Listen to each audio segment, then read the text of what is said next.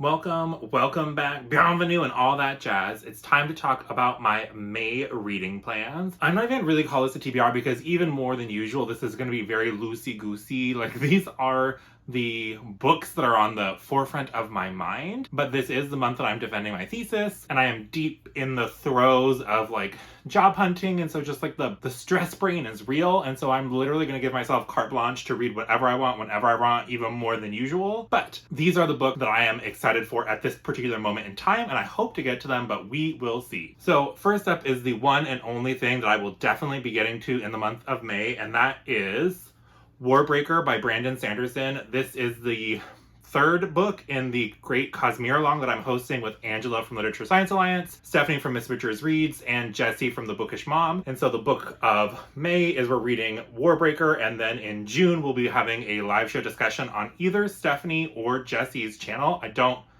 know which one yet. We'll get back to you with all the deets when we have that kind of stuff. But Warbreaker, I remember being like my favorite Sanderson that I've read so far. I just really like there's like this funny dynamic. There's like this almost zombie-like god structure.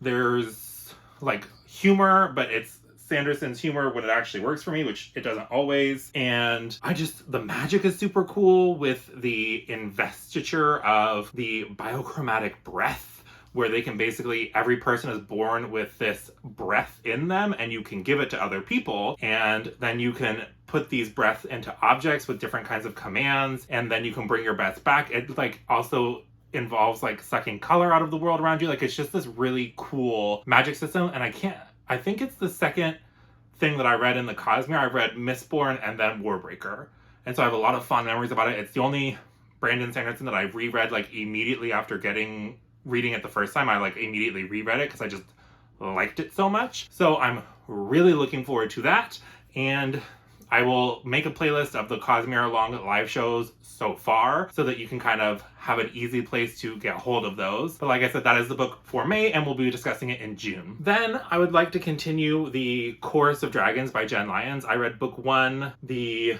Ruin of Kings, what is memory, in April? March? Maybe. I don't know. But it had this really cool, fun, like D&D flair, and I really liked a lot about the world building and the plot and the characters. The only thing that I didn't really love is that every chapter we were hopping back and forth in the timeline, and that just kind of gimmicky narrative structure kind of annoyed me. But I'm really excited to see where the series goes next. It's only a 5-book series, and so that's not like a massive commitment, and so I'm really excited to see what happens. I know Angela has pre-warned me that book 2 still has a kind of gimmicky narrative structure, and then book 3 does not. So I'm going to try at least the first 3 books, but who are we kidding? I very, very, very, very rarely DNF. So if I'm already 3 books in, there's pretty much no way I'm not going to finish all 5.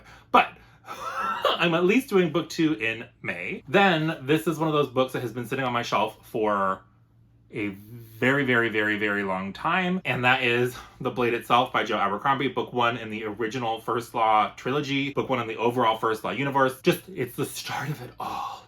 And I know that Leanna and Mara from Leanna's Library and Books Like Whoa are doing a read-along together of at least the original trilogy, and so I thought, what better time than to finally dip a toe into the First Law and see what it's all about. I always hear it's all plot, no vibes, and I think that holds true. Even when I've talked to Leanna about this series, she says like there is obviously a plot happening, but you really don't know what's going on, and it doesn't kind of come together in a way that the reader totally knows what's going on until book 3. So I'm just expecting character work. I don't really know. I always also hear that the audiobooks by, is it Stephen Pacey, are phenomenal and like make this series, and especially his voicing for the torturer dude Galacta is like top tier.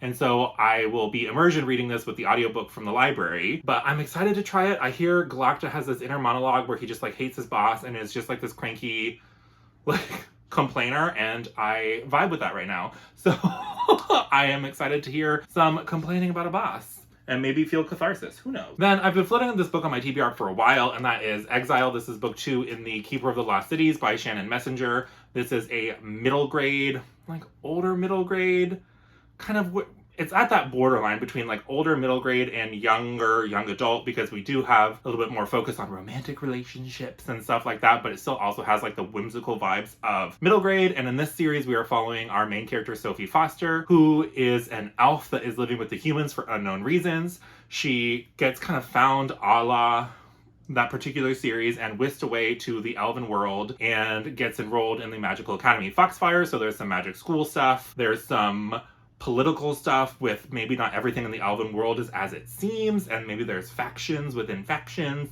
and Sophie's kind of at the heart of all of it. So it's just a really fun time. And this book 2 is where we get introduced to the kind of unicorn Pegasus thing that becomes kind of an animal companion for Sophie, and I love it. So I think I'm gonna need this in May.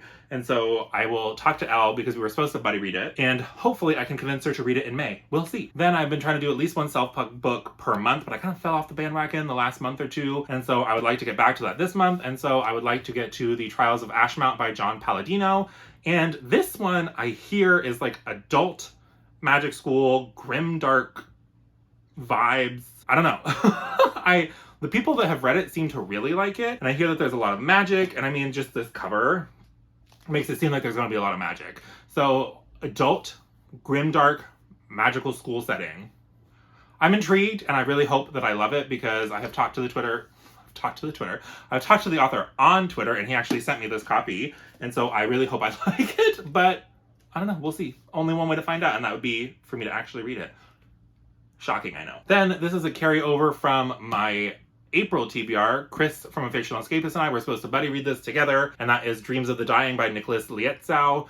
And I didn't get to it in May. I didn't get to it in April. I could have, but I was all over the place reading all kinds of things that you'll have to wait for my wrap-up to see. But I am intrigued. I know that Dreams of the Dying actually started as like a modded story in Skyrim, and then it just was uber duper popular, and then it was adapted into like a book form. And so I really don't know what to expect, except for dark things, because I mean, this cover is screaming like horrific things are happening, and maybe some kind of dream magic. Who knows? I am concerned, confused. I have no idea. I hear it's dark, but amazing. So here's hoping that I think that the darkness is worth it, because I've been finding recently with reading Malazan and other things that are like grimdark of the grimdark genre, I don't mind dark content, but I like to feel like it's there for a reason. If I'm gonna have to go through the intense, nasty stuff, I kind of want to feel some kind of catharsis on page.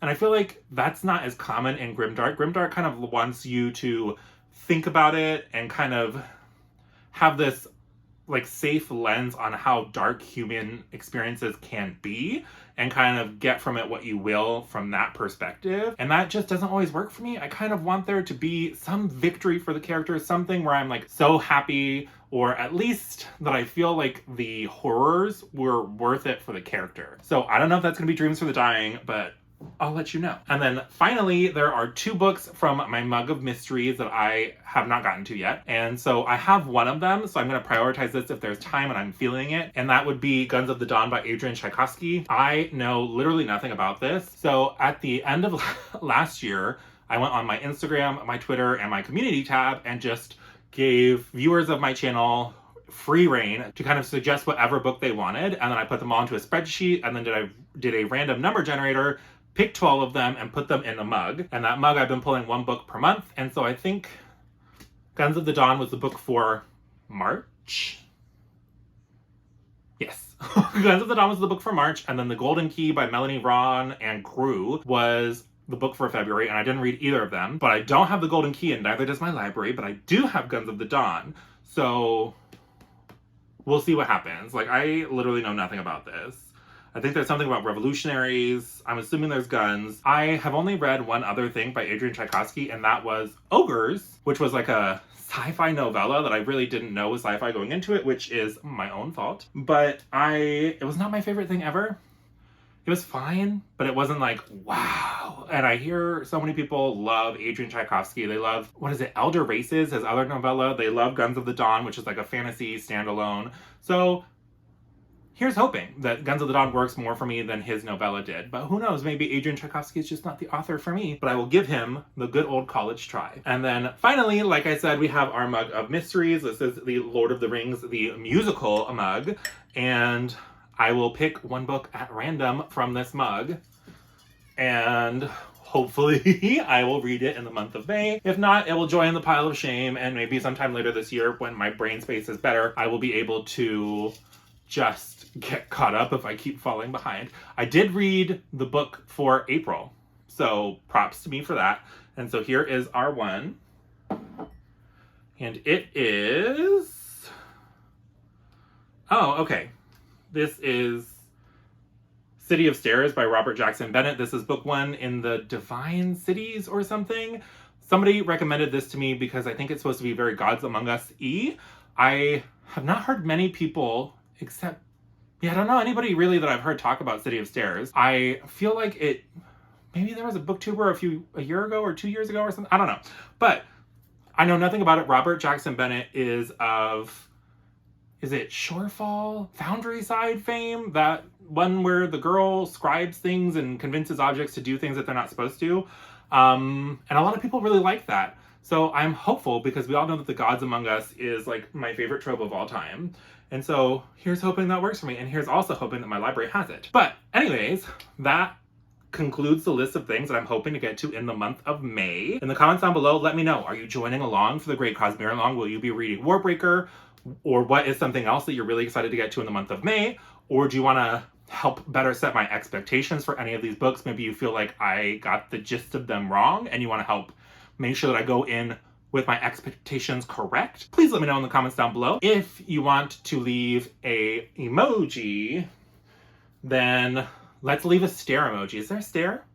Something stare related for City of Stairs.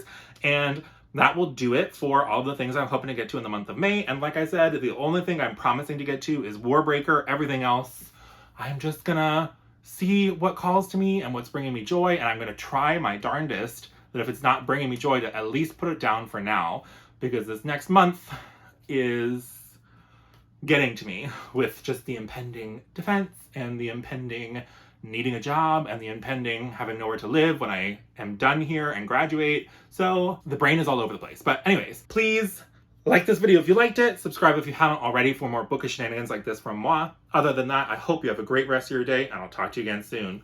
Bye!